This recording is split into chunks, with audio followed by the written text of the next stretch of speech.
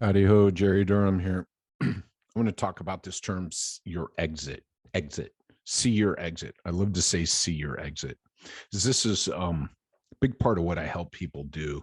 And I think there might be a little confusion around that. And there's really two parts of see your exit. Because I like to use the analogy of selling your home when I talk about selling your practice.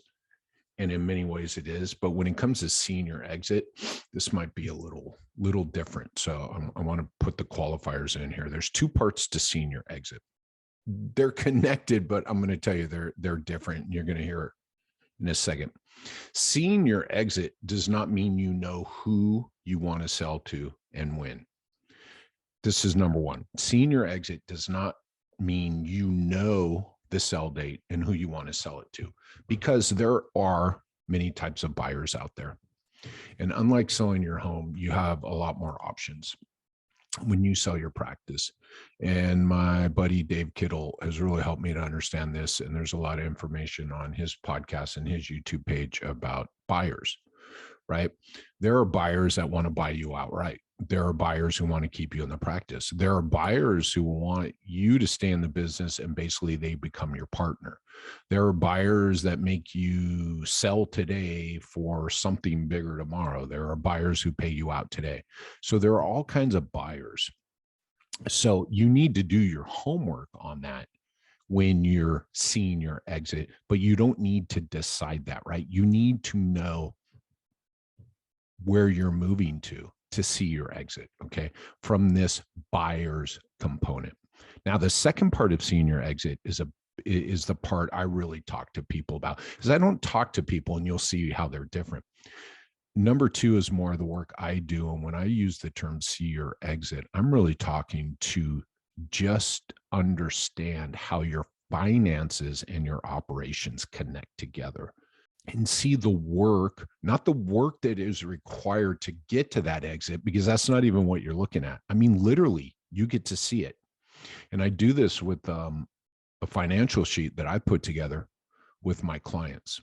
And again, it tells you the work with the business you have currently or where you want it to scale it to. It tells you based on your revenue per visit, based on your capacity, based on your expenses, based on your FTEs, it tells you how much you need to do in business, how many providers you need, how much capacity you need, how much you need to collect per visit, what your expenses need to be for you to go, I can exit. And one of the qualifiers I have for that is that the business doesn't need you, which is a huge definition of what a business is from the E-Myth days from Michael Gerber. And that me understanding that really helped people to see their exit. And if you bring all your revenue streams together, right, and all your FTEs and all your capacity and all your expenses, you can see your exit. So this term see your exit has a couple, you're going to hear me say it a lot this year.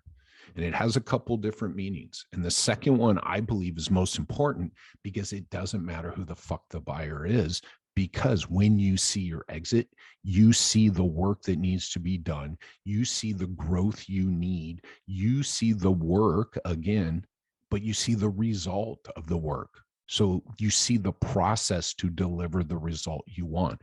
And regardless of who the buyer is, you're going to be sitting on a fucking asset. You're going to be sitting on a wealth machine. And it doesn't matter what your model is. It doesn't matter who's paying you. It does not matter. Senior exit does not require any of that. It requires bringing operations and finances together. I've been using this sheet for a while, and I really understood the impact about a year and a half, 2 years ago, when I realized you can see people's exits, because it's a sheet that will tell you today what your practice looks like. But then you can start plugging numbers in and just going, what happens if we add 3 more people? Their salary, their cost, all of it. Well, your capacity grows by 3 times also. So what's that mean to the business at this revenue per visit?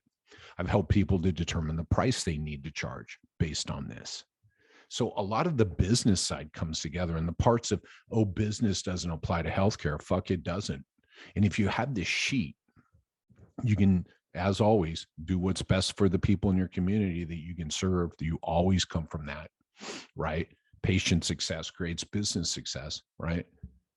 You figure out how much you have to charge. You understand how your other revenue streams fit in. You figure out, by the way, that this is the beauty of the sheet, because when you hire an admin person or someone else who typically is called a non-revenue generator, we can see their impact to the business and how it impacts your exit. And then business decisions are made along your journey that move you forward and don't set you back. So this see your exit is really deep and really impactful, and get you to understand, hey, there are multiple ways, there are multiple buyers out there, right? So who am I going to want to sell to, right? What kind of model, and who will I find who will deliver that? And then number two is this second thing of actually seeing, based on your model, based on what you want to do, seeing the numbers, the operations, the finances, everything of what you have to do. When I get to this point, I am free and clear.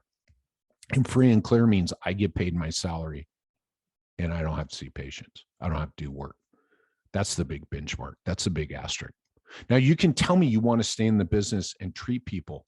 I get it. And I get people, man, and we go through this. I went through this, and people get this big, oh my God, right? They have this big universal, right? This battle in their head, right? I got to treat people. This is what I got in it to do. I get it. You can stay in it, but we got to see what it looks like without you, because that's what the buyer is going to fucking do. They're going to take you out of it and see how much it costs to replace you. So don't freak out that seeing your exit means you can't do what you want to do. I would argue seeing your exit gets you to determine exactly what you want to do and you love to do, and do it as much as you fucking want to. But understand, at the sell, you have to be replaced. That's what this seeing your exit does. It plugs you in as replaceable, no matter what the fuck you're doing. That's where you get the money. See your exit. One, understand the buyers. Number two, literally see the numbers, the mashup of your finances and your operations, so that you understand what work has to be done, what process has to be delivered to deliver the outcome you have. And then, by the way, you can determine how fast you want to get there. I've had people see their exit and go, we can get there this year. I'm like, cool. You want to get to that? Doesn't mean you have to sell again. You know, I see this as a 3-year ramp up. I'm like, cool. Let's reverse engineer it. Let's set it up for 3 years. I see it as a year.